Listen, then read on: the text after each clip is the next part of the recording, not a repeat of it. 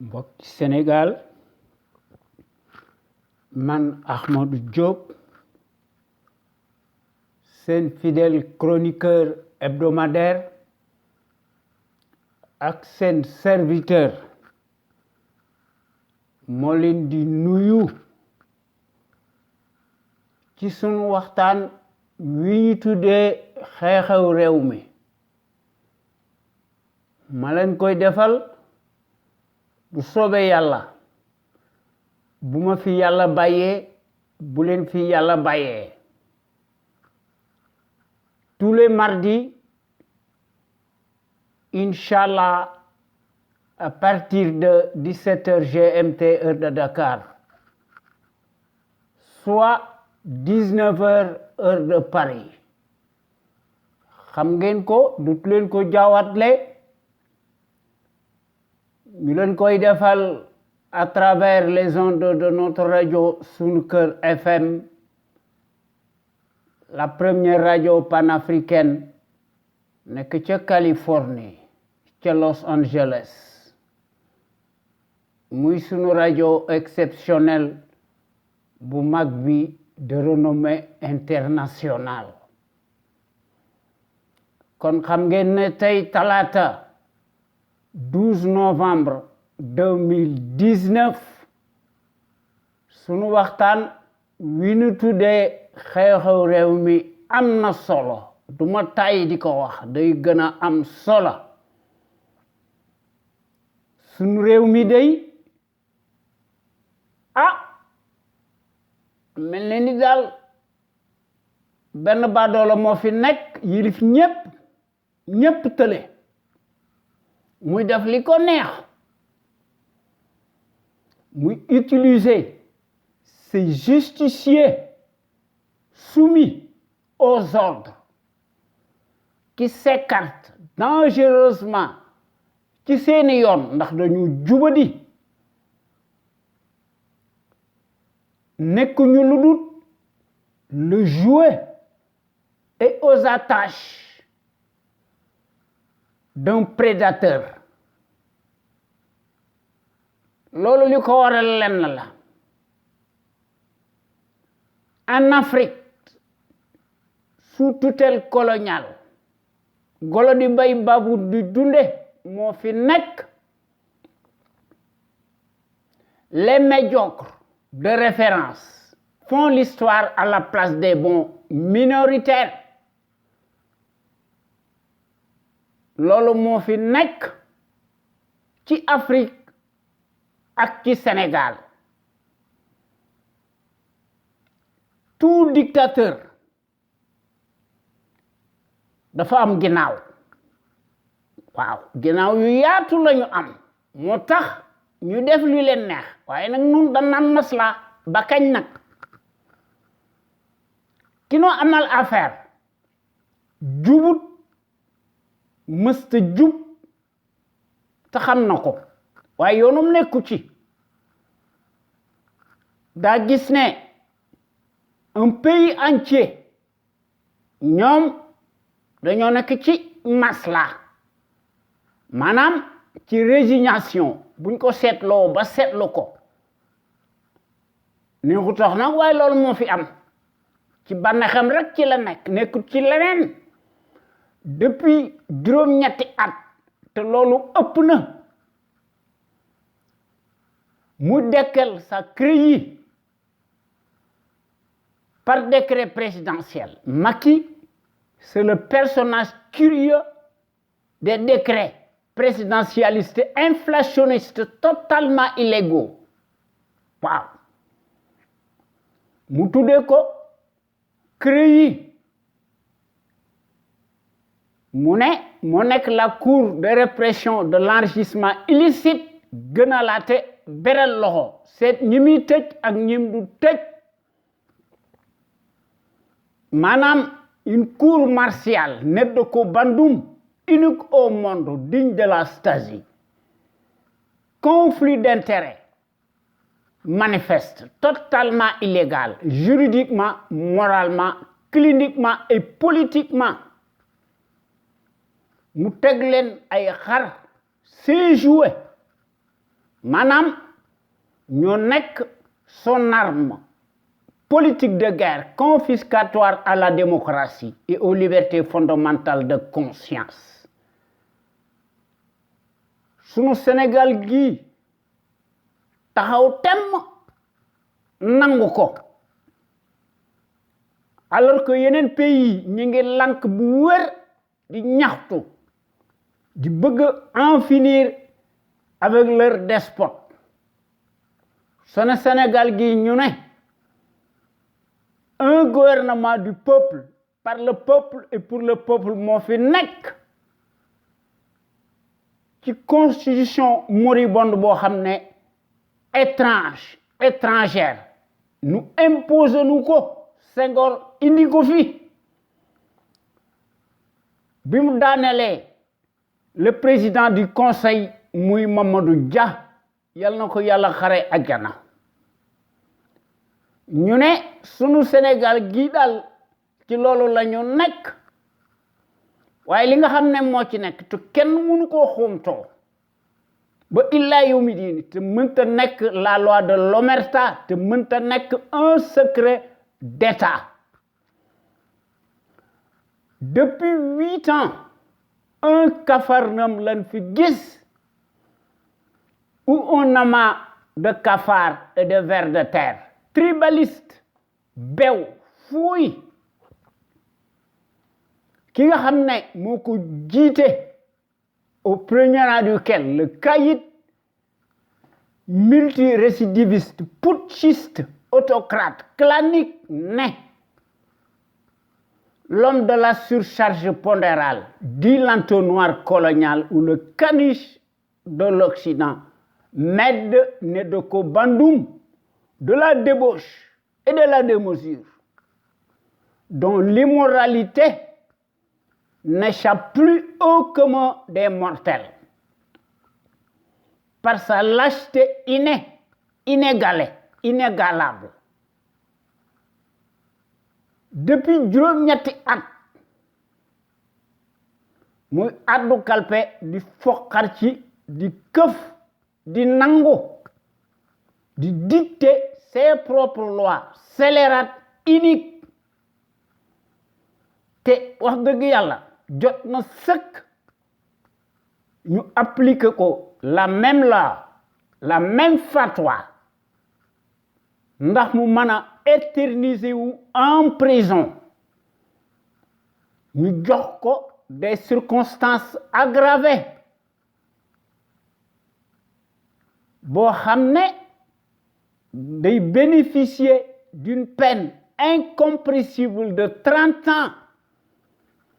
pour moult crimes financiers et économiques et perte de ses droits civiques supposés.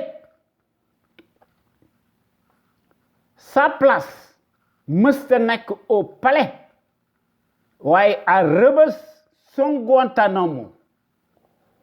boo xam ne dafay embastiller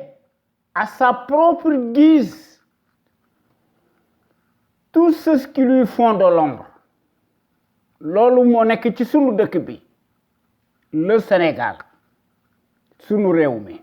le pays de la teranga waaye nag yéen waa Sénégal ak sénégalais ak sénégalaises yi nekk ca biir réew ma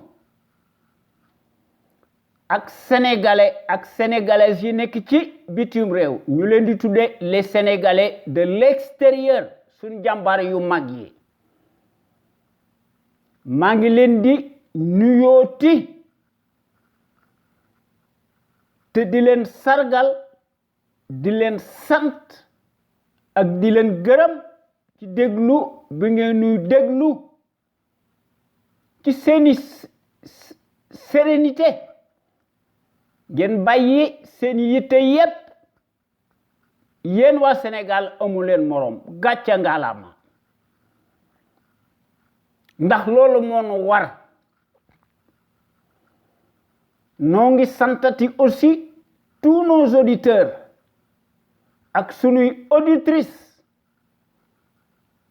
ak ci seeni commentaires yu rafet kenn demul ñu des alhamdulillahi rabbil alamina waaye de ci loolu la ñu dëkk noo ngi santati aussi les meilleurs sentinelles ci Sénégal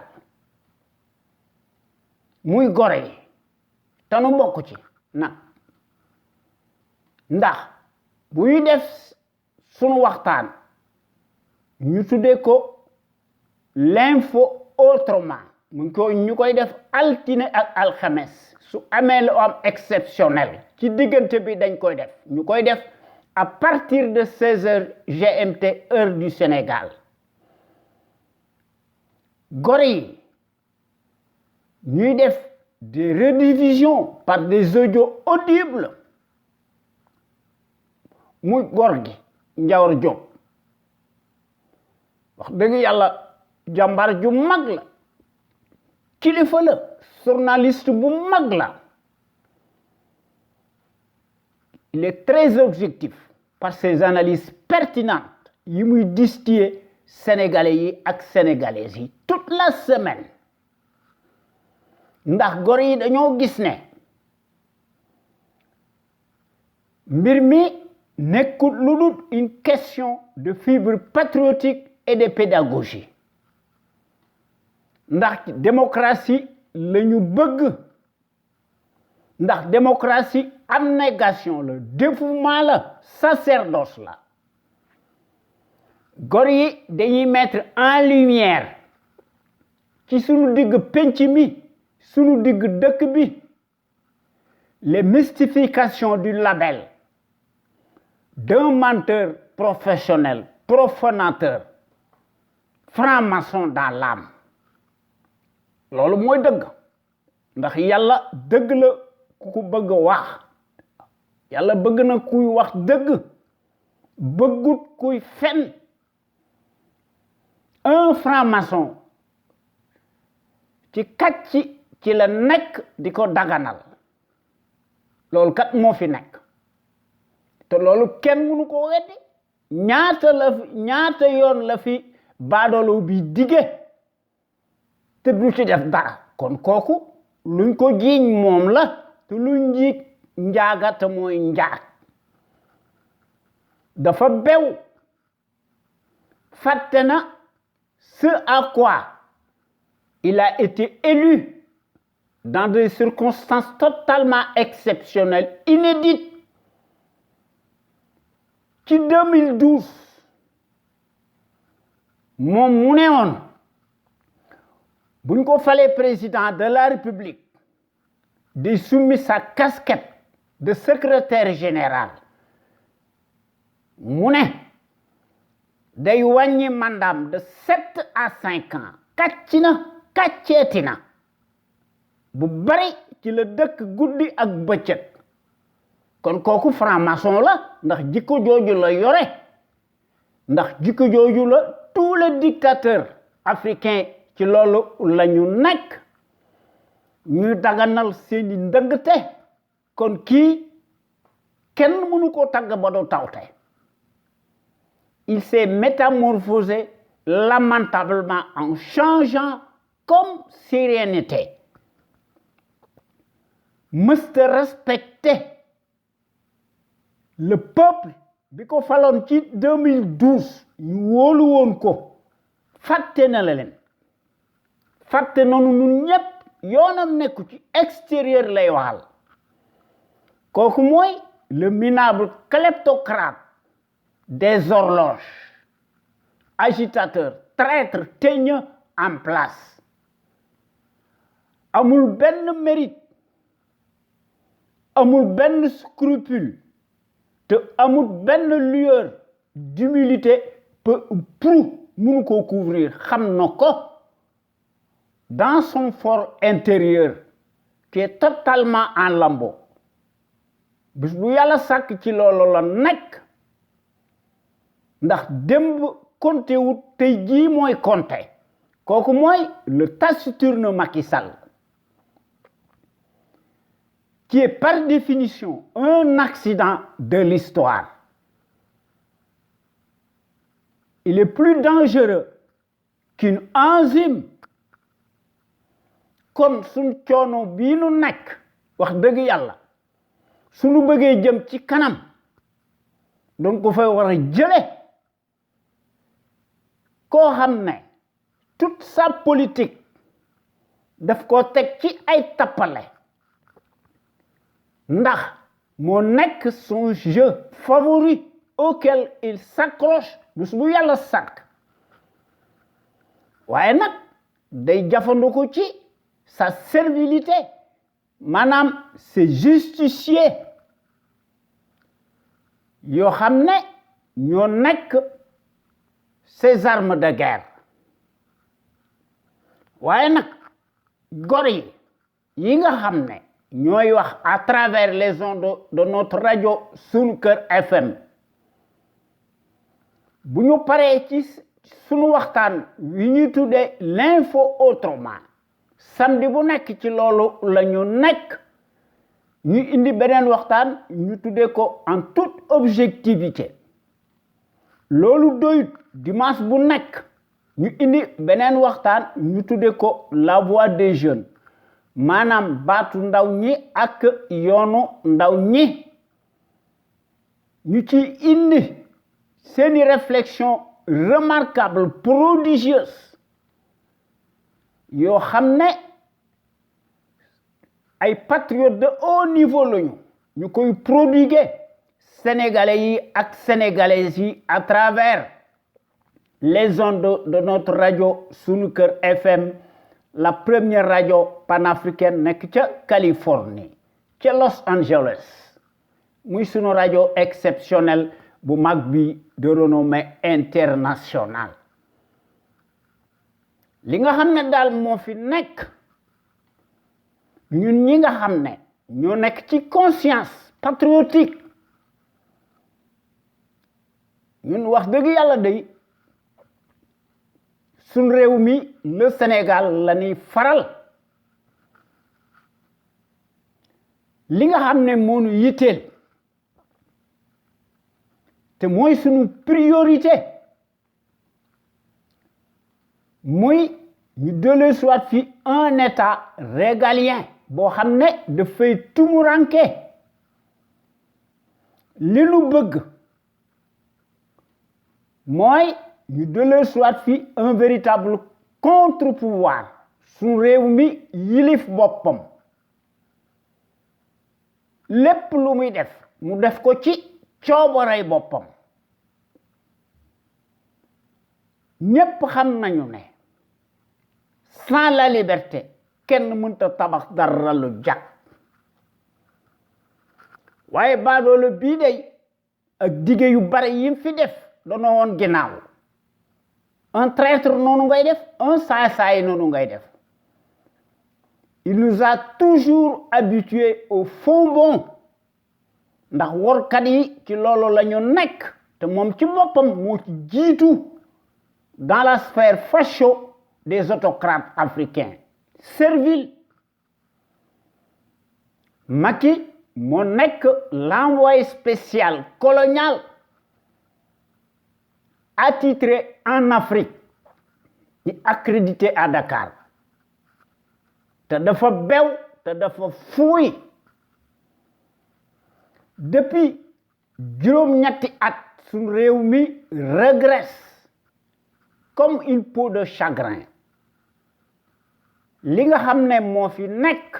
c'est la république des scandales tout azimut une dictature qui tourne à plein régime intégralement négationniste d'apartheid qui s'accommode en permanence nga xam ne Macky daay goo xam ne kenn fayagu ko mu indi des contre-feux mu koy def yaakaar ne mën naa fàtte ces parjures cataclysmiques waaye ñun ñi nga xam ne ñoo nekk ci CPC loolu bokkut ak suñu gis-gis de la démocratie te loolu noo ngi koy xeex ci la ñu dëkk guddi ak bëccëg lu mu ko jaral nan ko jaral yorunu paaka yorunu gobar sunu plume lañ yor ak sunu gimiñ te loolu ci la ñu nekk bu sooba yàlla sunu Sénégal gii lu ñu mën a wax dafa mas a nekk un grand pays historique au point de vue du savoir pluriel et de la morale éternelle en puissance waaye kii nga xam ne dafa fuuy par l'euphorie du pouvoir mu jaay ko parce que yaakaarutoon ne ci àdduna dana mas a nekk président de la République te nekku ko mus koo nekk c'est un chef de clan indigeste ci la nekk muy la servi bii nga xam ne bu su yàlla sàkk de occulter la dépendance dynamique coloniale muy Macky Sall le fourbe le champion de la rupture aléatoire de la corruption en sus moo nekk le chantre du népotisme et de la pagaille waaye une certaine presse hier démb seen wax bari woon na ndax ñoom ci seen bopp dañoo xiifoon tàggoo ak seen sago ndax dañuy yalwaan di tàqamtiku ay mercenaires lañu fu tooy rek ci lañu nekk askan wi yitteelu leen réew mi yitteelu leen dañuy jafandiku ci seeni propres intérêts crypto personnels ci lañu nekk ndax ay traîtres yu mag lañu kenn demul ñu des dañ daan déchaîné wu pour un oui ou pour un non et de façon péremptoire abusive même sur l'ancien régime qui en avait pour son grade ñu ko doon traité de tous les noms d'oiseaux de tous les anathèmes du monde lu na yàq nañ ko Abdoulaye Wade ak Karim Wade yàq nañ leen musiba ak xeme yoo xam ne da nga daan yéemu ci yàlla waaye curieusement depuis 2012 ba tey jii ki nga xam ne day addu kalpe fen la nekk ndax ci guerre la nekk waaye nag dafa jënd ces mercenaires alimentaires politiques mooy la place de la servitude maanaam l'affluence répugnante dañoo changer curieusement seeni peau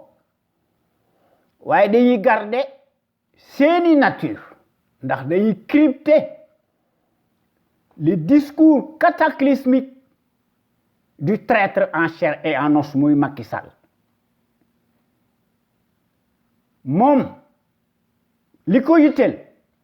réew mi tardé muy bànneexu ñu koy tagg di ko takkal ay grade yoo xam ne mooy jaar ci suuf di ko jënd te citoyens yi ñoo koy fay li ko yitteel briser les consciences abîmées loolu moo ko yitteel bëggut santé parce que xam na ne am réew su amee santé dañuy bañ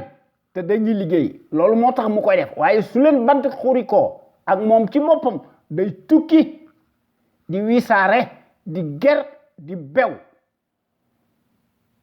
muy kii nga xam ne moo nekk le pigeon voyageur dans les airs voyage à l'échelle planétaire internationale buy dem yóbbu gàngoor yu bari maanaam sa servilité boo xam ne dañuy changer seeni tonalité ak seeni sémantique su baadoolo bi di ger ñuy rafetal ñu naan dafa pêcher de gros morceaux alors que loolu lañ doon jiiñ Abdoulaye Wade ak son clan kon presse boobu nekkut presse ay baadoola lañu ndax dañuy participer ak di daganal la corruption te corruption crime la waaye nag loolu jaaxlun ci ki nga xam ne moo fi nekk muy def l'apologie du nazisme monétaire maanaam Macky day daganal l'ingérence monétaire coloniale amut patriotisme te amut fiscalisme te amut panafricanisme te amut civisme ni de patriotisme peu ou prou moom ci boppam xelam dafa gàtt ndax njariñu boppam rek ci la nekk sunu réew mi yitteelu ko moom day daganal la monnaie coloniale mu ne elle est bonne à garder muy le franc CFA Macky ci loolu la nekk ak gàngooram waaye ñun ñi nga xam ne ñoo nekk ci conscience patriotique pour le changement xam sa réew bëgg sa réew jariñ sa réew ñu gën ñoo xam ci sous l'acronyme CPC noo ngi diingat bu baax bis bu yàlla sàkk ci sunu digg penc mi ci sunu dëkk bi la gestion népotique et gabégique du Sénégal par un parti politique, une coalition de partis et une famille te noo ngi diingat bu baax di lank kandaare l'accaparement des ressources du Sénégal par une seule famille paresseuse piccatique ak son clan boo xam ne baadoola bi dalee ni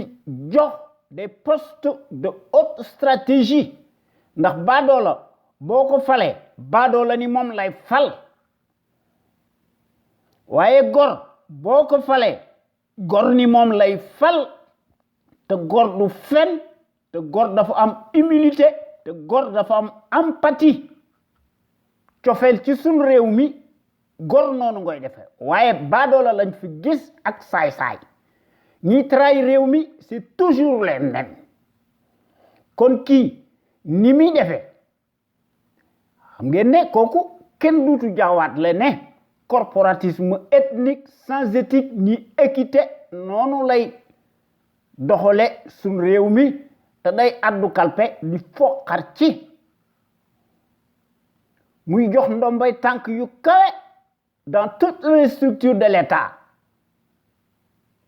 ci askanam yaakaar ne ñoom rek ñoo war a judd mu koy daganal comme si les compétences et les expériences des CV bidonnés de ramassis se mesurent scandaleusement à l'aune des mêmes patronymes particuliers visibles bien sonnants ci sunu digg penc mi à ciel ouvert noonu la koy defee kooku mooy gis-gisu d'un surréaliste négationniste Macky Sall qui foule du pied les affaires de la cité mu le traître en chair et en os qui le prouve matériellement maintes fois ci la dëkk guddi ak bëccëg sur le terrain du crime mu koy def ci xelam mu gàtt ndax dafay gis ne moom loolu jig na ko ndax poste yi daf koy teg selon la médiocrité et les postes octroyés moom daf koy concevoir exclusivement à l'aune du bazar de la consanguinité ethnique et au nom de la proximité de l'idolâtrie représentée par le binôme des mystifications ethniques idiocratiques ci loolu la Macky Sall nekke kon yéen gor yi ñoo ngi leen di ñaan ngeen di ñëw wax dëgg yàlla suñu bëggee suñu Sénégal gi jëm ci kanam ngeen di ñëw di fraterniser ci conscience patriotique pour le changement xam sa réew bëgg sa réew jariñ sa réew sunu Sénégal gi moo ci gagné ak sénégalais yi ak sénégalaises yi ndax bu ñu bëggee man nañ ko ndax ñu mën a changer radicalement sunu Sénégal gi dans le sens des progrès exponentiels. Ensemble, tout est possible. Toutes les ressources humaines mi ngi fi jàngkat yi mi ngi fi borom xam-xam yi ñi ngi fi experts de haut niveau ñi ngi fi li gàllankoor sunu réew mi mooy une minorité cartélisée qui est beaucoup plus structurée que l'ensemble des Sénégalais yoo xam ne classés de seconde zone bu nu fexee ba nga xam ne patriotes yi ñoo ëpp fuuf ñuy war suñu réew mi wax dëgg yàlla day bu nu àndee booloo am mbooloo suñu réew mi de ci kanam rek lay mën a jëm ndax yàlla da ciy ànd yàlla du def lenn loo xam ne du ko jaarale ci ay nit waaye ñun dafa mel ni que dañuy yàccaaral di wax masla te masla bi leneen lay nuru neexutoo nag waaye loolu moo fi am en tout cas ñun ñi nga xam ne ñoo nekk ci CPC bokk nañ ci porte-drapeau étendard yi nga xam ne dañoo bëgg su réew mi yokku ci démocratie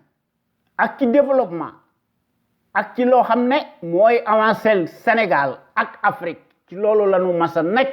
nekkuñu ci leneen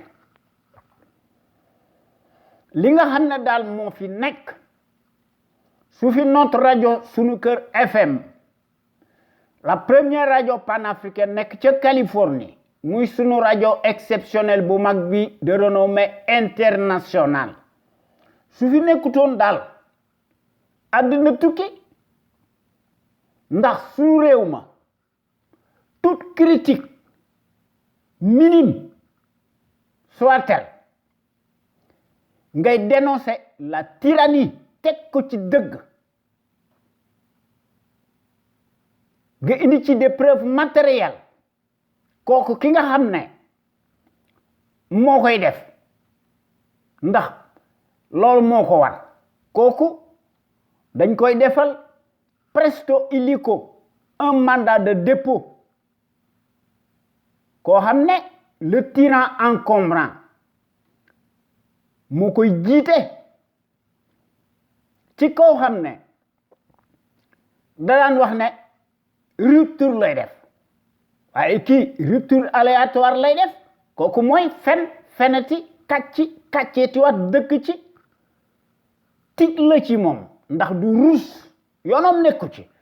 amut kersa kooku il était bien préparé mentalement ndax koo xam ne da nga sàcc ci say milliards par des postes de nomination kooku noonu rek lay mën a gouverner neexutoo nag waaye loolu moo fi am waaye les fonctionnaires paresseux politicards mercenaires alimentaires politiques tous dañuy xam noppi tous s'accroupissent se transforment en lamentable sarabande des vers de terre baveux yi ñu doon ñoom ci seen bopp dañoo mas a nekk les symboles maléfiques des traîtres baveux unifiés dans l'âme boivent sans répit le calice jusqu'à la lie du haut de leur rang te leneen la ñuy naan dañoo tàggoo ak seen sago plateau télévision yépp ñi ngi fi ñoom ci loolu la ñu mas a nekk ndax dañoo bew waaye nag dañuy vivre en toute impunité sur l'épaule de la République sunu mbaggum sunu réew mi kati janta beeg lépp la ñu naan lépp loo xam ne nit mën na ko xalaat ci lu ñaaw moom la ñuy def waaye nag les mercenaires alignés muy ay journalistes muy les politicards dañuy xam noppi parce que coupable dañ leen di ger ñuy tàlli ñareet ne tarissent pas d'éloge à l'égard du fasciste encombrant en place, l'autocrate. Paraît-il n'avoir pas de défaut, mais rien que des qualités. Mon œil. Ndax baadoolo bi day moom day jël ses propres intérêts mal placés mu teg ko ci à ceux de ses parrains tapis dans l'ombre nga xam ne ñoo koy soutenir mordicus dans le secret des dieux et de façon souterraine au nom de la soi-disant stratégie géopolitique internationale. Loolu moo tax suñu Sénégal gi tardé ak suñu Afrique gi tardé loolu moo tax may wax ne un fonctionnaire si riche n'est jamais synonyme de patriotisme te kii wane na ko muy l'autocrate le kleptocrate franc-maçon dans l'âme mécréant du kilifa xam na ko. C'est un indigne chef de clan indigeste de son parti politique cliniquement clanique wane na ko wane waat ko ci suñu digg penc mi suñu digg dëkk bi muy le pion Macky Sall le label du foutoir en chair et en os démb ak tey jii dañ koy peindre sous les défroques victimaires des leurs ci 2012 ba tey jii et sous la baguette magique de la référence propagandiste mondialiste de l'arbitraire et de la tyrannie laquelle ba tey jii day jokkoo ndax dafa nekk en jointure avec le vacarme hystérique ubiesque de la servilité endogène en place. Aujourd'hui, plus que jamais, le larbin continue de jouer sans trêve sur le piano américano-français. te gis nañ ko ci médaille coloniale yi nga xam ne moom lañ koy jox États-Unis jox na ko ko France jox na ko ko waaye nag moom moo tax mu bew ndax faleetunu ndax baadoola boo ko falee day wor yoonam nekkul ci annonce attente pressante sociale il n'en a cure il s'en fout de tout il passe tout son temps à restreindre drastiquement davantage la liberté d'expression ndax day jënd les consciences abîmées présumées notables de l'heure te day commander de façon indécente du matériel de répression te li ci gën a doy waar les populations siphonnées astiquées ñu considérer leen comme un matelas financier ñu cribler leen d'impôts et de taxes de toutes sortes ñooy fay le prix fort ndax yet wi leen di duma ñoo koy jënd kooku mooy malédiction te lii doy na waar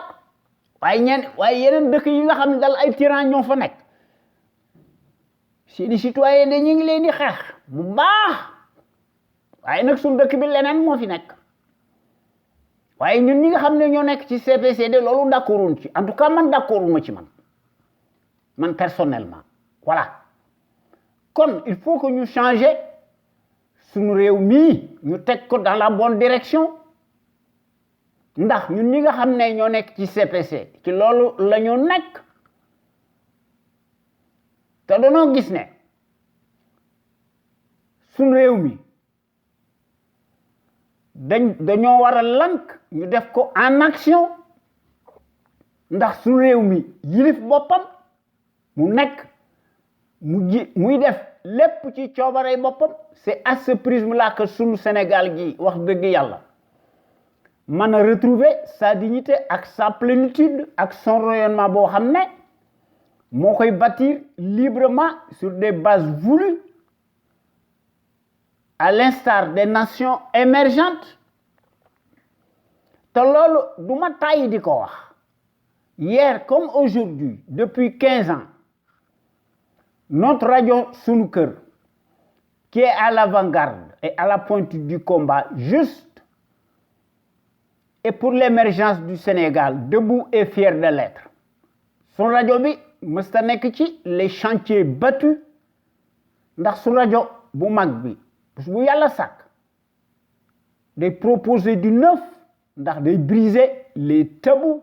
te day bousculer les idées reçues te day innover dans le sens du progrès ndax su rajo bu mag bi day populariser la démocratie te mësta nekk ci les conventions ubiesques de l'établissement ndax su rajo bu mag bi bés bu yàlla sàkk day inscrire toujours dans sa trajectoire révolutionnaire qui évolue dans le bon sens des valeurs et des progrès immenses, exponentiels, salutaires et indispensables pour que nous soyons capables d'assurer le destin de notre pays sur des bases voulues, en toute logique, en toute indépendance et en toute conscience. Et qu'on le veuille ou non, n'en déplaise à la presse de la servitude et de leurs valets, madame les mercenaires, politicards, notre média est devenu plus que jamais un phénomène de société qui reste le seul à aborder librement ci sunu digg penc mi sunu digg dëkk bi les sujets les plus variés qui sont considérés comme la loi de l'omerta, en particulier la gouvernance politique, bancale, ethnique, hystérique que les médias serviles du service public ñoom ñëpp dañoo nekk ci entre les mains des mêmes patronymes particuliers, visibles, bien sonnants. Loolu moo nekk ci la maison prétendue de la presse ak ci RTS ci Racine Talla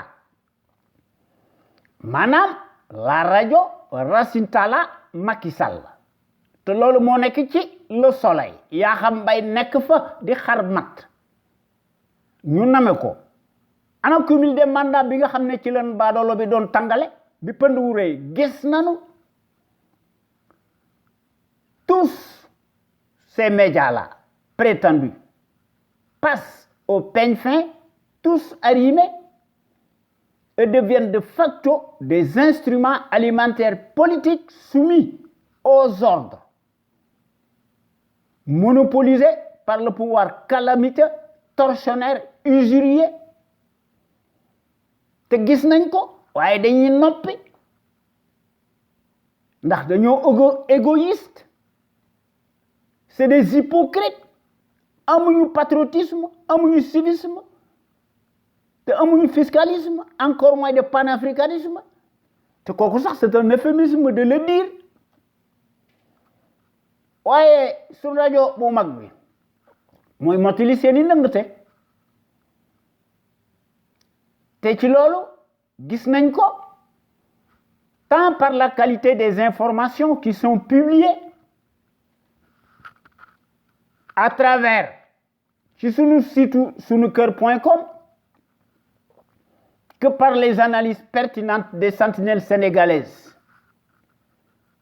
nga xam ne ñooy wax à travers les ondes de notre radio Sunu Kër FM l'avant-garde du civisme et du patriotisme extensible te loolu noo ngi koy def en toute humilité te wax dëgg yàlla loolu dafa nekk une exclusivité de notre site sunukër.com bi nga xam ne wax dëgg yàlla moo nekk la première radio panafricaine nekk ca Californie ca Los Angeles. Vous ne trouvez nulle part ailleurs de telles informations capitales utiles, les plus importantes, si diverses et variées, par leur qualité éminemment prouvée, surtout celles qui relèvent incontestablement de la géopolitique, qui contraste parfaitement avec la platitude manifeste de la servilité en place. Ñoom dañoo fuuy te dañoo bew te dañoo goreedi nekk ñu fi ludul di daganal le bilan si chaotique du négationniste ethnique, révisionniste, autocrate, dont l'immoralité malodorante sans égal, exceptionnelle et substantielle à son taux d'ADN, évidemment, il n'y a rien d'étonnant de la part d'un professionnel menteur, profanateur, mécréant, franc-maçon en la matière, qui ment plus qu'il ne respire, ndax ci loolu la nekk te lu def waxu lu ay di njàmbat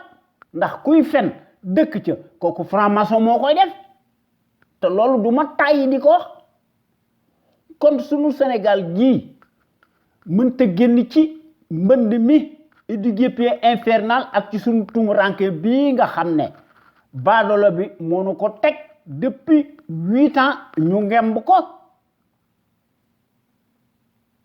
comme il faut que nous nous def nous régler ci lu gën a gaaw son compte nous régler aussi le compte de ces traîtres et sa bande de fripouilles alignés bu nu ko defut suñ dellu ginnaaw bi day gën a yokku ndax suñ rajo bu mag bi un panel d'intellectuels d'hommes et de femmes ñoom ñépp dañoo mas a nekk de gros calibre doués et en matière grise s'expriment en toute logique, en toute connaissance de cause et en toute conscience su yàlla sàkk wax dëgg yàlla kaar dañuy démontrer magistralement seeni capacité intellectuelle ndax ñoom ñépp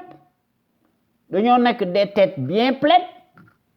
te dañuy décortiquer di décrypter l'actualité nationale et internationale et qui font part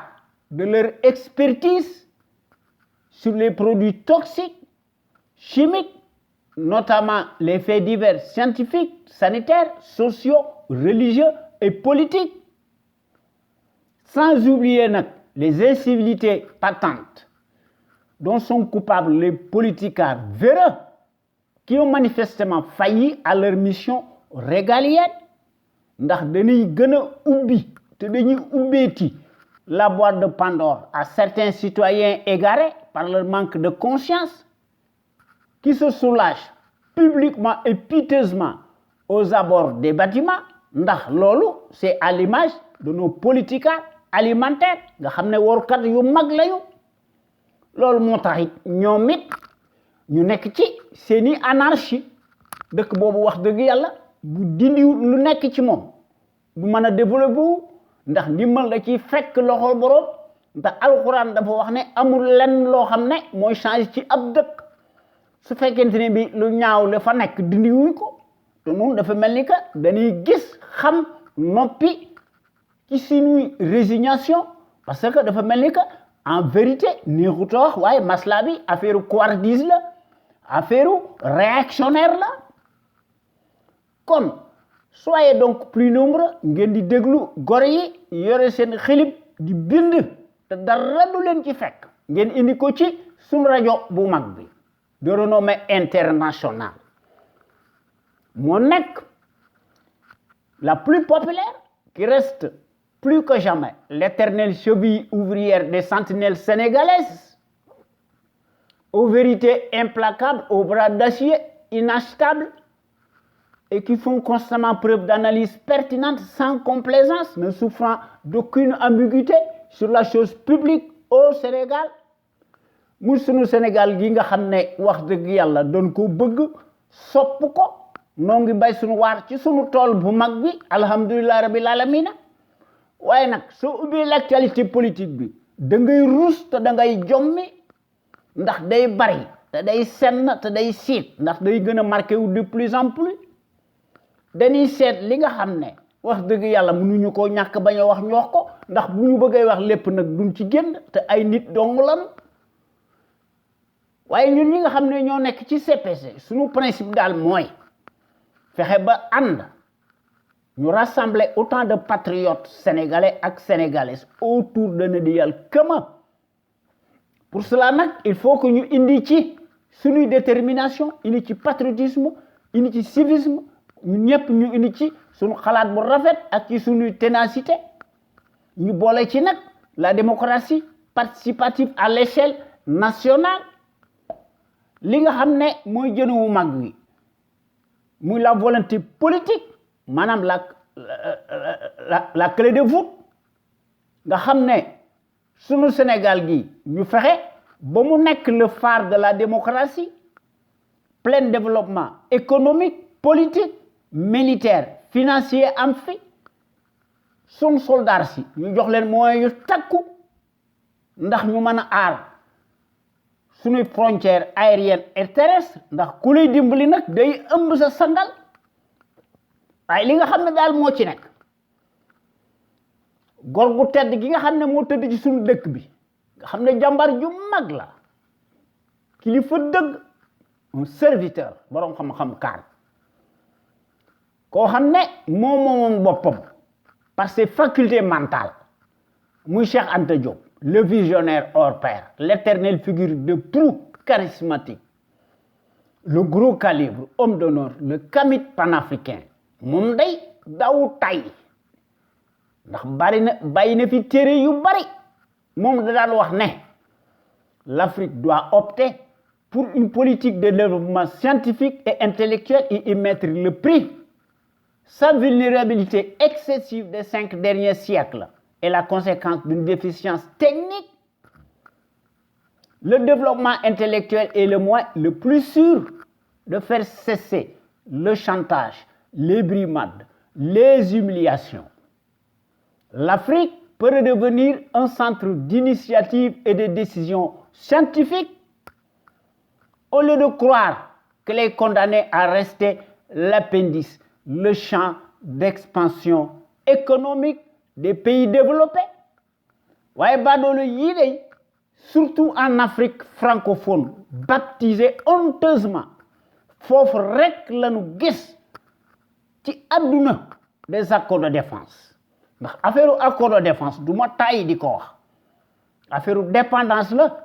affaire colonialisme soft la du leneen waaye li nga xam ne moo fi nekk ci Égypte pharaonique, qu'il s'agisse de l'histoire, de la construction des majestueuses pyramides phénoménales,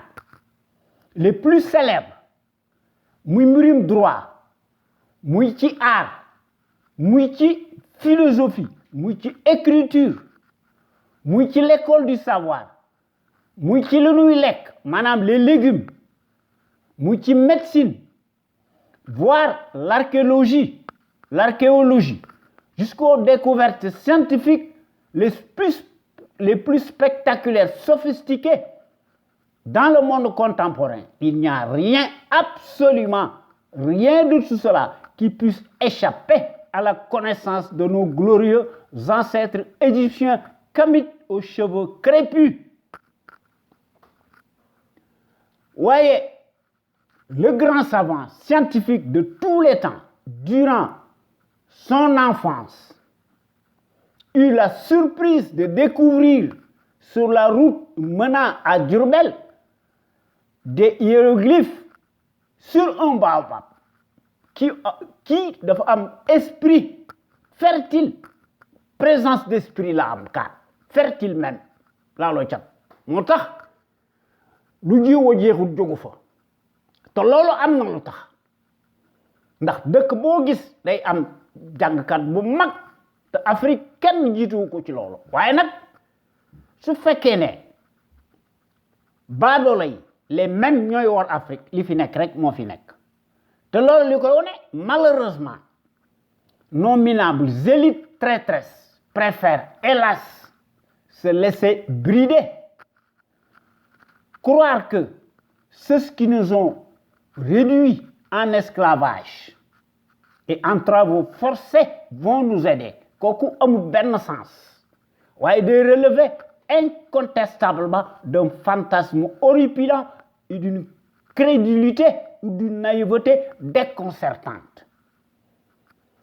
Au lieu que nous tirer toutes les conséquences de notre passé si douloureux, nous combler nos retards économiques endémiques comme l'ont fait déjà aujourd'hui qui Afrique, le Rwanda, l'Éthiopie, que sais-je encore. Ñun dafa mel ni que ñun dañuy bëgg la politique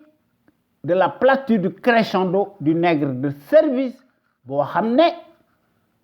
mbiram day nekk un consensus national. Xanaa kon nous sommes maudits. Ceux qui prétendent nous aider se servent en réalité en nature et pour cause et nous tiennent par la corde. Tant que nous nous laisserons phagocyter par les divers instruments de domination tout azimuts pour nous emberlificoter, l'émergence du Sénégal et de l'Afrique day nekk lu dul une chimère cataclysmique. Désillusion lay nekk. Voilà une vérité éternelle que l'on ne saurait démentir dans le temps et dans l'espace. Te mbir mi buñ ko seetloo ba seetlu ko, c'est comme le pyromane, pour se donner une conscience de façade, joue les pompiers de service, loolu moo fi nekk. Te duma tàyyi di ko wax. Di wax ne notre combat légitime mooy nu nu mën a def nous réformer impérativement le régime présidentiel, nous remplacer ko par un régime parlementaire beaucoup plus juste et démocratique. Leneen lu nu mën a def dañuy tardel suñu bopp te loolu day nekk lu dul un coup d'épée dans l'eau. Kon il faut que ñu tabaxaat suñu Sénégal gii ñu muulewaat ko sous de bons auspices,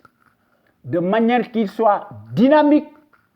nous unifie des principes démocratiques et des institutions fortes,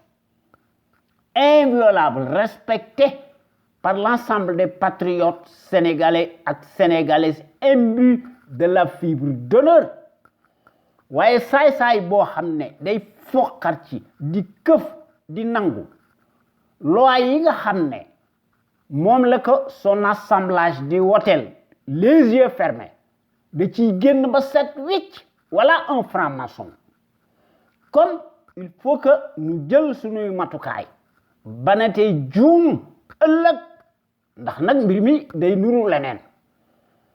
Comme nanu fexe ba une bonne gouvernance irréprochable ak un état de droit am fi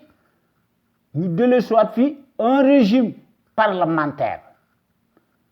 boo xam ne loolu ñun ñi nga xam ne ñoo nekk ci CPC loolu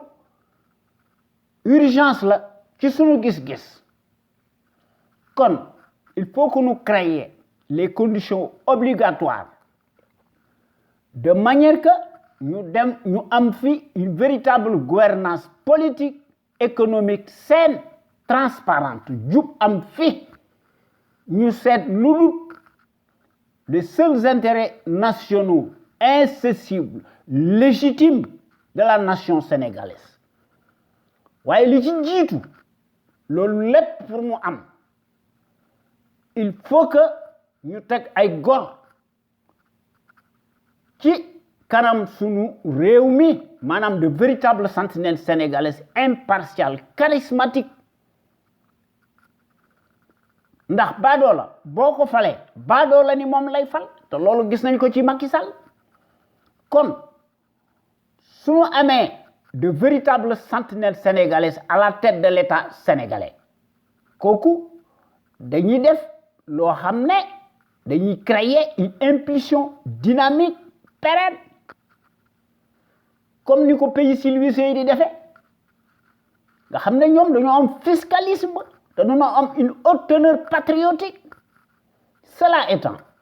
il faut que nous cultivions le patriotisme, la dynamique démocratique, justice en fi, justice sociale en fi, l'éthique, l'équité, l'unité nationale en fi, sécurité en fi, te lu ci manqué dara du xew. Lolu taxna ba nga xamné ñun ñi nga xamné ñoo nekk ci CPC xam sa réew bëgg sa réew jariñ sa réew. Il faut que nous taxaw tem ndax ñun ñi nga xamné ñoo nekk ci conscience patriotique. Nous sommes des acteurs. Waaw. Yo xamné activisme lañuy def ndax su réew mi yilif bopam. Kon il faut que nous rehaussions l'étendard de nos valeurs. Pour cela, nous devons nous inspirer et puiser dans le trésor inestimable de nos valeurs hommes d'honneur. Yo xamné ay soufi yu mag lañu ñoo tëdd ci suñu digg dëkk bi té dañoo mandu té borom xam-xam yu mag lañu ñu jàngalé seen xam-xam dans nos universités ak ci suñu collège yi ak ci suñu daara yi ak ci suñu école primaire yi. De manière que nous pouvons transmettre de génération en génération. Ndax lolu moy deug. Bu ñu ko defut dañuy faté noy kan ba tabbi ci lo xamné suñu musiba la té lolu commencé na. Xam ngeen fi may waxé. Té bu ñu faté aussi suñu jambar ju mag ji moy Lat Dior Ngoné Latyr Diop, l'homme de la résistance armée. Nga xamné gros calibre la. Muy notre héros national qui combattit farouchement, sans merci, l'armada coloniale pendant 24 ans. Malgré la supériorité numérique qui s'est matérielle, Madame qui colonialiste, Lat Dior Ngoné Latyr Diop a versé son sang et marqué d'une empreinte digitale toute sa vie. A livré des combats acharnés, sans merci, combats metti face à l'armada du colonialisme repoussant. Ñoo xamné dëkkuñu ci réew mi amuñu fi bàjjan amuñu fi nijaay boo dëkkee Saint-Louis boo dëkkee Gorée ak Tëngéej ñu ñëw di fengale nit ñi naan leen yéen nationalité tubaab ngeen war a am xam ngeen ne ñun danoo alku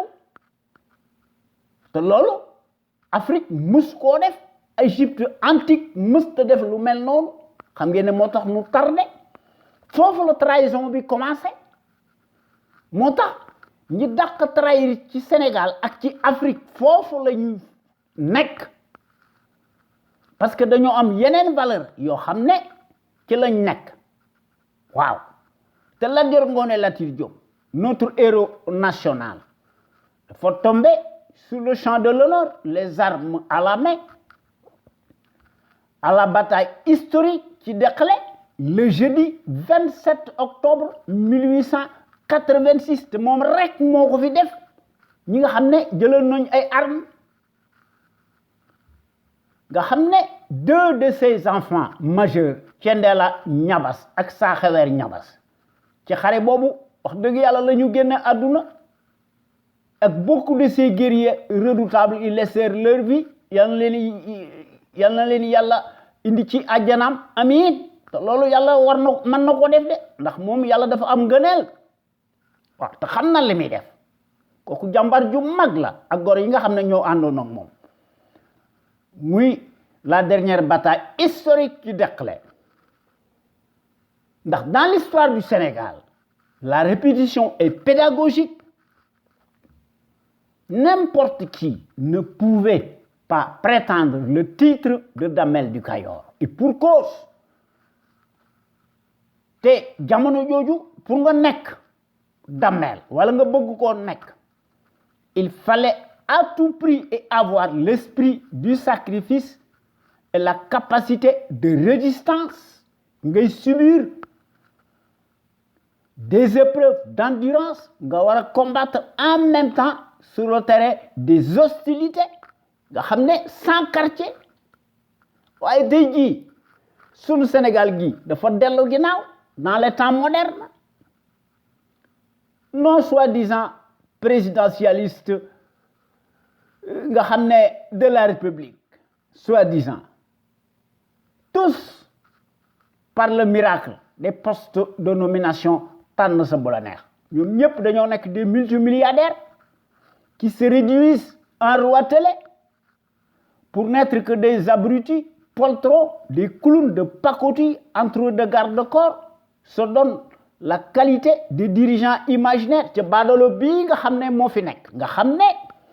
il est venu au pouvoir à cause de l'effraction de ces milliards sortis de terre kooku moo tax ci la nekk ndax moo tax mu bew ndax kooku noonu rek lay mën a gouverner ndax lu jiwoo jeexul jógu fa ñiy trahir suñu réew mi c'est toujours les mêmes te bu ñu fàtte aussi les gros calibres de la trempe de Cheikh Anta Diop ak Mamadou Dia que sais-je encore borom xam-xam yi bari na fi nañ ko seet gëstu ko seet leen téere yi ñi ngi fi ku bëgg a gis da nga gis ku bëgg te gis nag xam ne ci loolu nga nekk am nga droit te yooyu ay traître ñoo koy def ndax dañuy cultiver la trahison ndax ci loolu la nekk ndax mbir mi affaire deret la affaire sang la kon il faut que ñu cultiver vie le civisme chez les populations le civisme dafa mas a nekk le réflexe décent de tout citoyen responsable qui a sa place dans la société le civisme implique le savoir-faire et la civilité lorsqu'il s'agit de la chose publique ndax en tant que citoyen à part entière soo am ay droit da nga am ay devoir waaye classe ku Macky Sall gi di yaakaar nañ ne ay droit rek lañ am te loolu wane na ko bu baax ci suñu digg penc mi te loolu wax dëgg yàlla ñoo ngi ciy def liggéey bu rëy ndax ñoo ngi ciy def une vaste campagne de sensibilisation massive pour yee ñi nga xam ne ñooñu lañu war a yee ndax ku yor sa kër kenn du la wax dara kon dañoo war a fexe ba nga xam ne chaque citoyen sénégalais ak sénégalaise fu mu mën a nekk ci adduna bi dafa war a am le devoir moral de s'armer de son bulletin de vote seet ki nga xam ne ginnaawam set na léppam leer na ñu seet li nga xam ne moom la am tey ak démb jaadu na wala jaadu ñu woteel ko en toute logique en toute conscience et en toute indépendance seet ki nga xam ne moo défendre l'intérêt général ñu woteel ko su fekkente ne bii ne scrutin am na ay day du ma tàyyi di ko wax de baadoolo bii nga xam ne dafa fen ba ne ci kaw te day addu kalpe ay carte day moo tax mu falu ndax il était taciturne ndax ci la nekk ba nagani ndax ci jamono yooyu da doon wone une façade maanaam une respectabilité de façade nga xam ne finalement day wone ne finalement dafa respecté woon Abdoulaye Wade dafa am cofeel ci moom waaye affaire façade la ay carte de du ko fi jële leneen moo ko fi jële man da loolu mooy sama yaakaar ku mu neex nag wedd li may wax waaye day jusqu'à preuve du contraire li fi nekk daal moo fi nekk ba nagani te dara changé wul dans le sens du progrès aujourd'hui ci Sénégal xanaa kay reculade ak régression totalitarisme banditisme d'état ne de ko bandum moo fi nekk et pour cause ndax baadoolo bi moo nekk le pourvoyeur des consciences abîmées ndax achat de conscience ci la nekk leneen moo ko fi jële il faut que ñu utiliser le rapport de force face à ce baadoolo nga xam ne qui est réfractaire à la démocratie et aux libertés fondamentales de conscience ndax baadoolo bi le suffrage universaliste du ko génne mukk ci pouvoir bi ndax wane na ko bu baax te loolu gis nañ ko ci li nga xam ne njombe yi fi def allahu akbar il faut que kon ñu génn ci nos conventions oubliesques pacifiques ndax mu mën a abdiquer ndax baadoolo bi ak tous les faquins autocrates en Afrique tous des francs-maçons dañuy gis ne l'issue des scrutins de pacotille se joue nécessairement addu kalpe dans la cour des voleurs en bande organisée ndax dañuy gis ne day nekk lu dul une simple formalité administrative qui passe à la poste te loolu la fi baadoolo bi nekke moo tax mu bew te lu jiwoo jeexul jógu fi kon sunu Sénégal gi mënta échapper vraiment aux contingences mondiales obligatoires spécifiques à chaque peuple ndax mu mën a assouvir sur des bases voulues son propre destin ndax mu mën a opérer nag wax dëgg yàlla une véritable rupture totale ndax suñu rajo bu mag bi wax dëgg yàlla dafa am des qualités exceptionnelles ndax suñu rajo bu mag bi moo nekk la rajo la plus crédible par son patriotisme actif ndax qualité yu bari exceptionnelle la am. La qualité est avant tout un état d'esprit qui vise à l'excellence yokkute am fi ci jëf ci jikko won ko askan wi bu leer naññe te loolu kenn dutu ko jawaatle ci sunu jàmbaar yi nga xam ne ñoo nekk les véritables sentinelles sénégalaises qui s'expriment librement en toute logique, en toute indépendance et en toute conscience sur des bases voulues et qui compensent par leur esprit alerte la bassesse et la médiocrité d'une certaine classe politicarde, plutocrate, multimilliardaire des raccourcis politiques. Les sentinelles sénégalaises qui s'expriment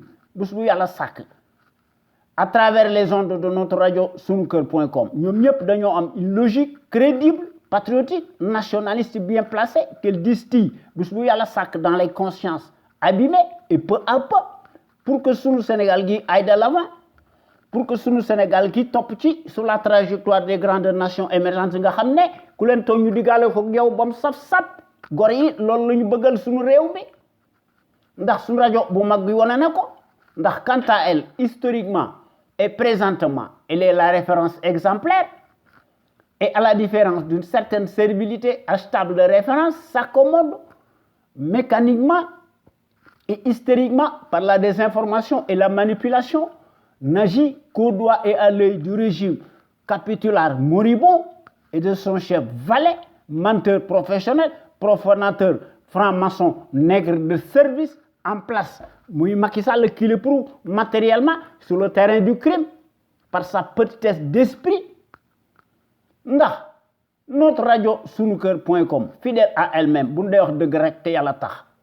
dans sa ligne éditoriale qu'on lui connaît nécessairement, reste plus que jamais le rempart de la démocratie réelle qui porte par excellence la marque du support médiatique sénégalais, le plus libre pour son indépendance plausible par rapport à un exécutif corrompu, juge et parti, impulsif et qui dicte par devers sa propre loi arbitraire au nom de la tyrannie pour faire taire toute voix discordante des opinions libres. Ndax sentinelle sénégalais yi wax deug yalla ñoo nek fi ñu nek ndax ñoo nek à l'endroit disent tout haut et publiquement ce que les minables politicards pensent tout bas par leur immoralité criarde ndax dañuy yoré seeni keul di yalwaan di tarbiu say bi nga xamné mo fi nek ñu jox ko une caisse blanche moo tax su réew mi tardé ndax yaakaar nañ ne ku ci critiquer duutuloo sarax kon dëkk boobu wax dëgg yàlla luñ ko jiiñ moom dëkk boobu ba illaa yow mi diini mënta avancer alxuraan dafa wax ne amul lenn loo xam ne muy change ci ab dëkk cim réew su fekkente ne lu ñaaw li nga xam ne moo ci nekk ndax bu ñu yaakaar ne extérieur dañu dimbali au contraire waaye gor yi nekkuñu fi rek di critiquer bés bu yàlla sàkk wala di sànni ay xeer ñoom wax dëgg yàlla dañuy proposer des solutions concrètes pérennes tangibles idoines bu wér ndax ñu mën fay créer nag wax dëgg yàlla un véritable Sénégal émergent totalement opposé à celui des menteries inflationnistes fascistes du négationniste bi nga xam ne moo koy jiite di addu kalpe di def ethnicité et son système d'apartheid indigne ndax ci loolu la masa nekk ndax baadoola boo ko falee baadoola ni moom lay fal te loolu kenn mënu ko weddi kon les sentinelles sénégalaises ñoo nekk fi ñu nekk ndax ñoo nekk au bon endroit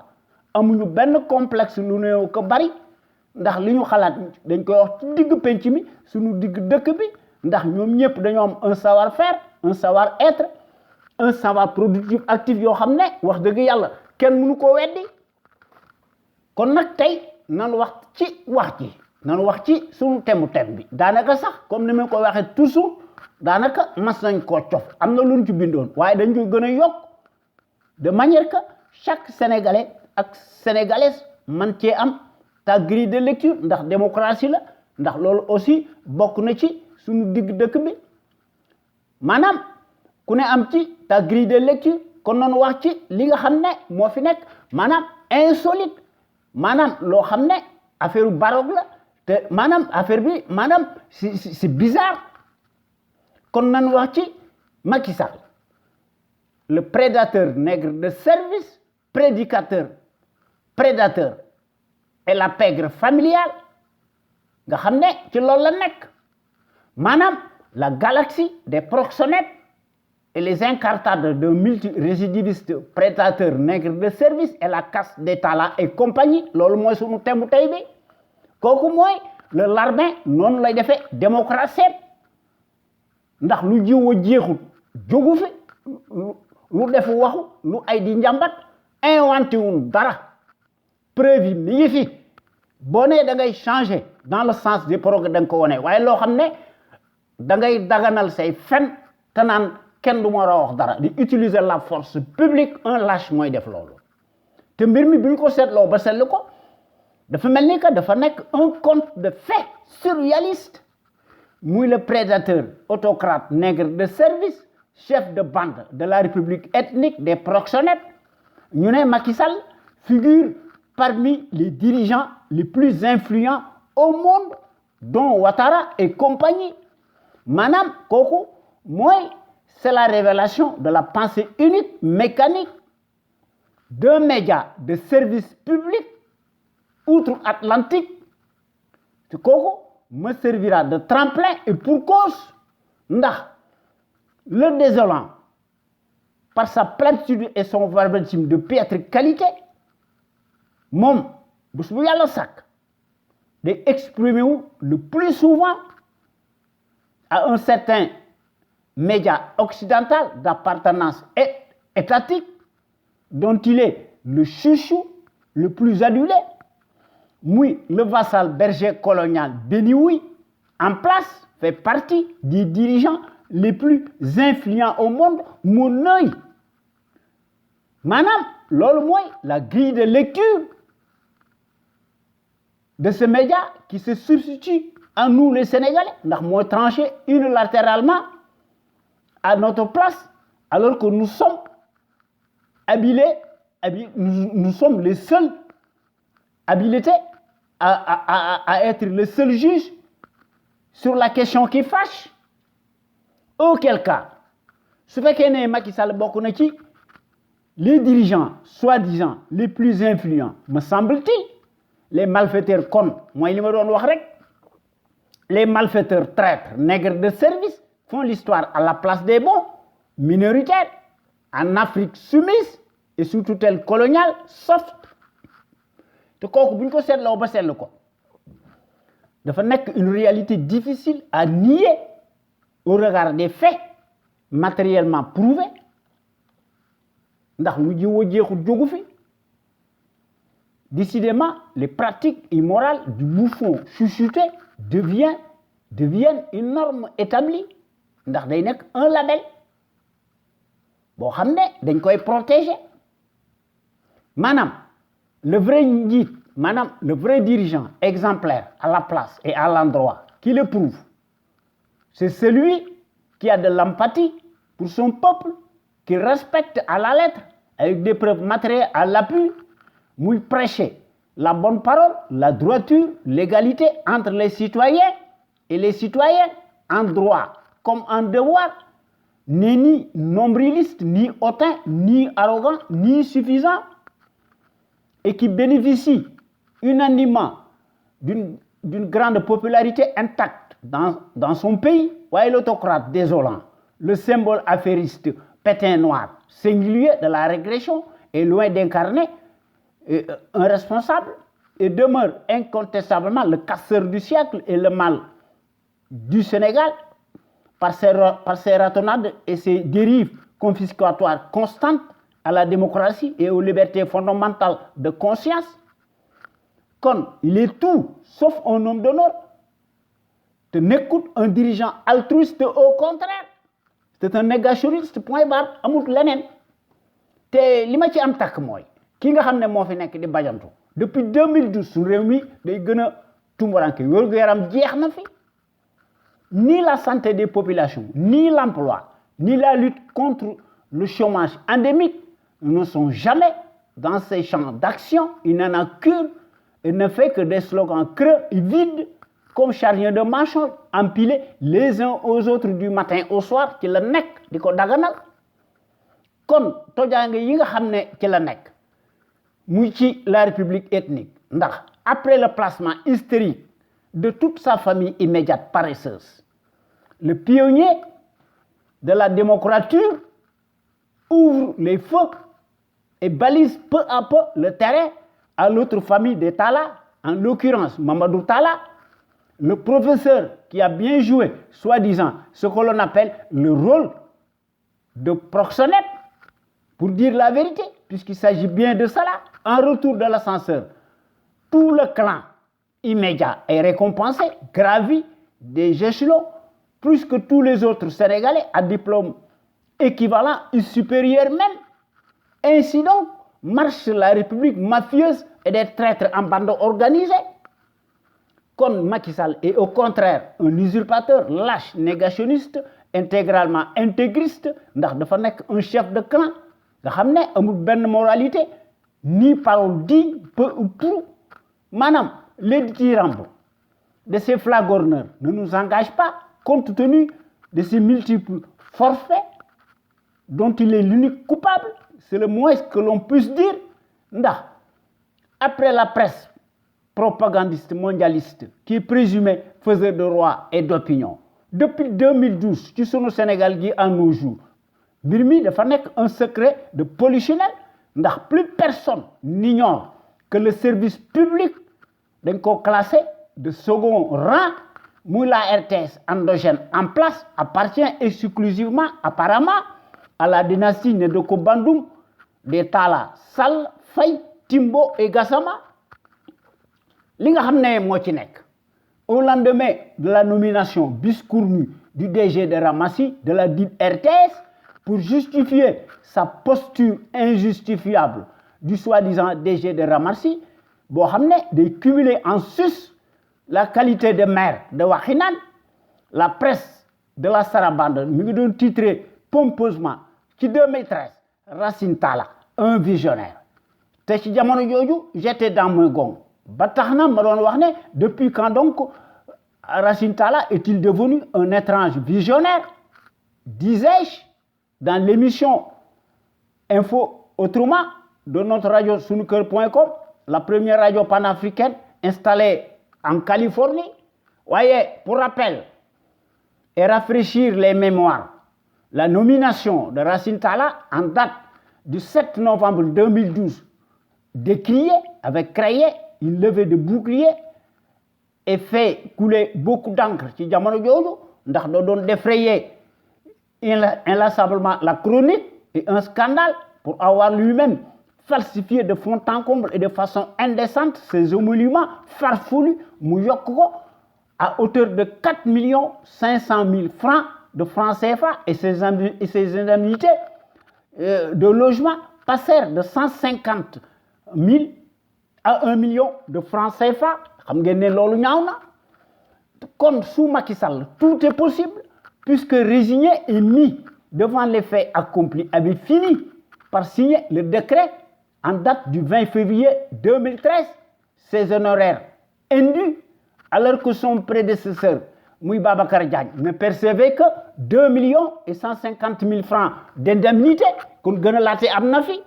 Voyez, comme si rien n'était, en 2014, le DG de Ramassi cumule en même temps la fonction de maire de Wakhinane. Te loolu du moom rek Abdoulaye Timbo, oncle présumé du prédateur en chair et en os qui sort des ténèbres, devient ipso facto maire de Pékin ak ñoom Aliou Sall, que sais-je encore. Plus tard, Abdoulaye Timbo a été épinglé par l'IGE.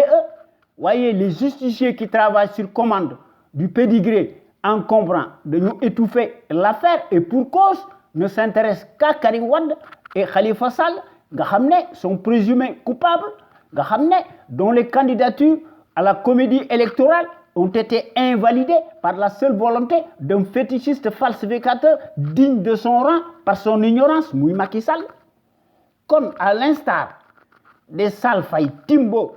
et Gassama qui ont tous bénéficié d'une promotion sociale rapide, les Talla, à leur tour, ont eu aussi leur place au soleil. Est-ce parce que Mamadou Talla a présenté Macky Sall à son élève Mariam Faye? Est-ce que kooku moo tax mu nekk ministre yaakaar nañ ko au point que les mêmes, sans exception, ont eu leur part du lion, de la démesure. C'est la loi de la jungle, des lions et des lions, n'est-ce pas? Madame, dans la jungle africaine, où les lions et les lionnes sont rois, les lions chassent, pendant que les lions paresseux restent à la maison et surveillent les petits en attendant le retour de celle-ci. Madame la lionne, regardez mon doigt du côté de la soi-disant structure bidon, servir le Sénégal. Pour asservir le Sénégal, c'est servir elle-même et en toute impunité, toute sa famille, celle que l'on appelle la propriétaire supposée de la permanence de la paix, Mariam Faye. Comme Macky Sall n'écoute un tel leader charismatique digne, qui est parmi les plus influents. Koko, il est par définition, madame, un leadership qui se prend comme tel. Il faut être tolérant, équidistant, neutre et vierge politiquement, moralement, n'interfère point dans les affaires de la cité, gouverne sereinement dans les règles de l'art, et ce, avec toute la rigueur nécessaire et la retenue,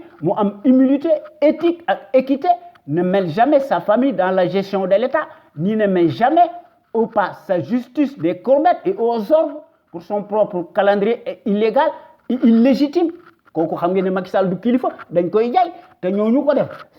C'est un média paternaliste. Les États n'ont pas d'amis, mais des intérêts, disait le cardinal de Richelieu. Cumul des mandats, tout azimut, dans les eaux troubles de la paix. C'est bien ça la conviction surannée d'un ethniciste inimitable, multirédiviste, prédateur nègre de service, et la pègre de la galaxie dite la caste des Tala, des ritournelles et des proxénètes Med de Kombandou et son écosystème enjolivé de la canaillerie en bande organisée. Voilà donc le règne le plus scandaleux d'un régime ethnique confiscatoire de la tête aux pieds. Le paradoxe est que l'extérieur complaisant qui y trouve nécessairement son compte et pour cause, le peint comme le paragon de la démocratie et de la liberté d'expression, mon œil, ostracisme, banditisme et hiérarchisation à ciel ouvert des salaires de la démesure selon l'appartenance de ces turiféraires, bien gloutonnés des postes de nomination, tant ce bolonnaire, gis-nous fi leneen, loolu moo fi am, te loolu néew tax waaye loolu moo fi am, kooku mooy moo ñu renseigné sur la galaxie des proxénètes et les incartades de multirécidivistes prédateurs nègres de service et la caste des Tala et compagnie. Dans un gouvernement de bazar ou un amas de vers de terre à caractère culturel, sorti de terre on ne sait où et comment, compte autant de patronymes particuliers bien sonnants, confisque par devers tous les postes clés que nécessaires, comme si les compétences et les expériences bidonnées de ramassis présumés se mesurent exclusivement à l'aune des mêmes. Un tel pays n'aura point d'avenir ni ne peut se développer, encore moins d'émerger d'un pouce.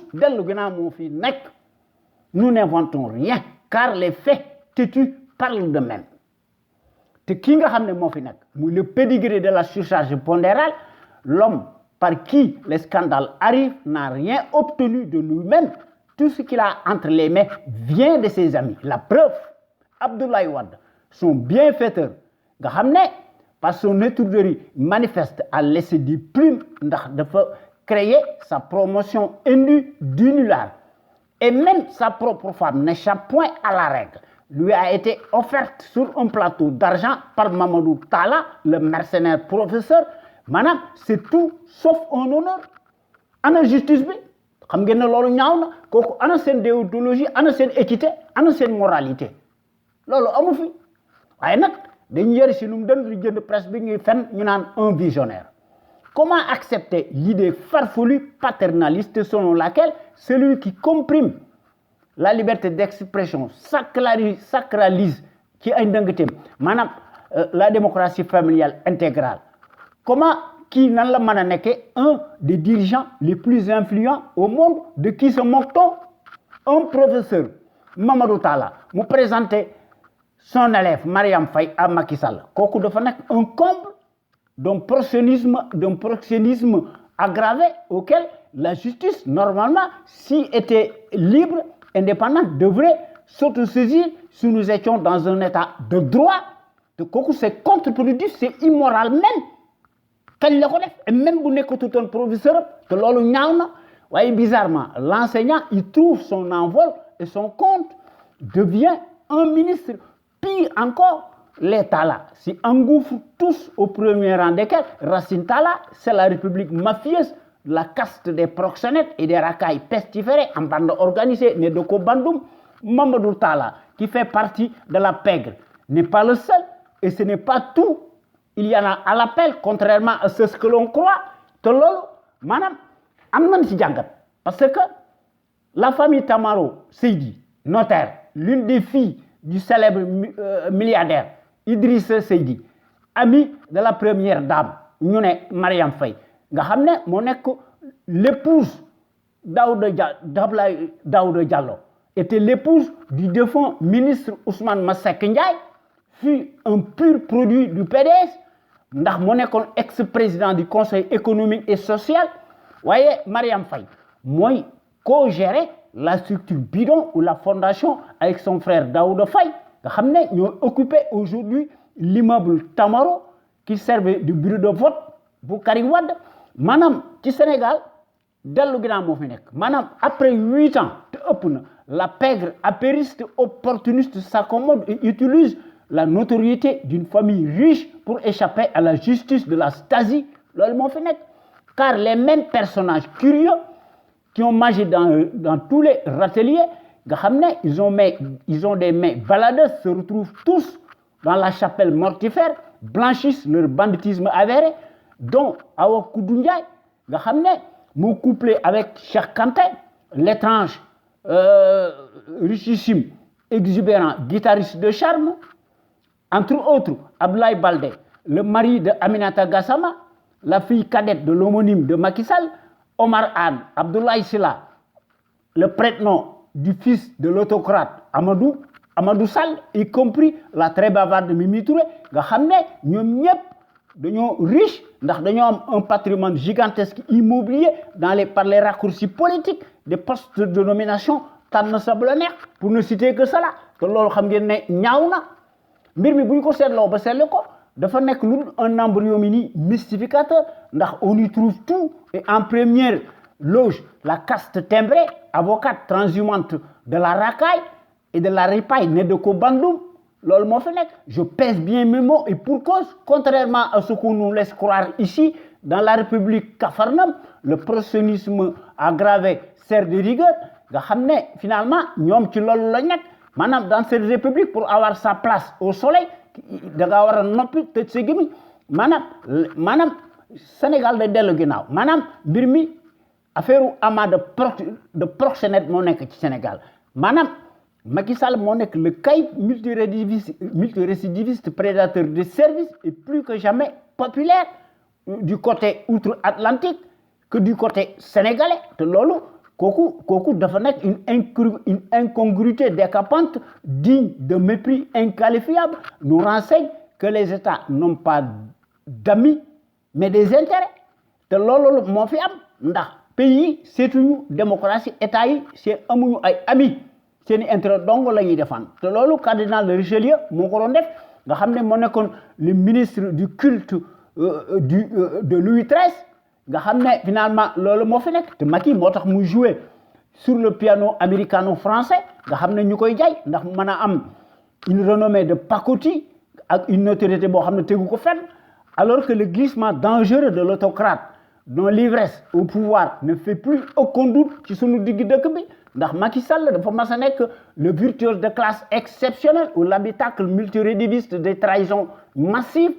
plus connu sous le nom peu glorieux de chef de service, de nègre de service, tenu en laisse à dessein d'avoir un prestige et une renommée internationale peu orthodoxe par sa platitude congénitale qu'on lui connaît et qui lui colle à la peau, s'aligne et joue nécessairement sur le piano américano-français malgré son impunité crescendo.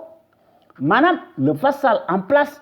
et ses pires compères incurables africains malgré les discours alambiqués des uns et des autres et au nom de la géopolitique internationale sont bien reçus avec tous les honneurs